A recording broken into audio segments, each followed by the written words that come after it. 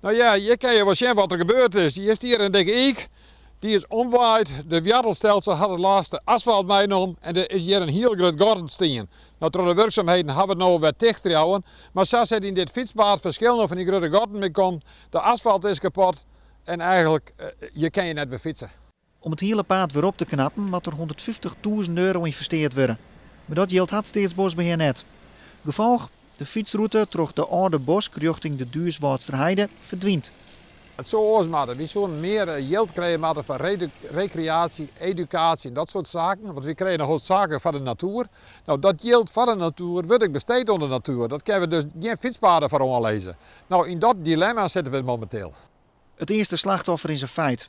Al het asfalt wordt in kwatten vothellen en wat er oerbleut is een kaaiepaad. Maar voor de fietser is het voorbij. Als Staatsbosbeheer net meer geld krijgt voor onderhoud van recreatieve verschijnings, dreigt het soks op meer plakken. Ze verwacht het boswachter Roel Vriesema.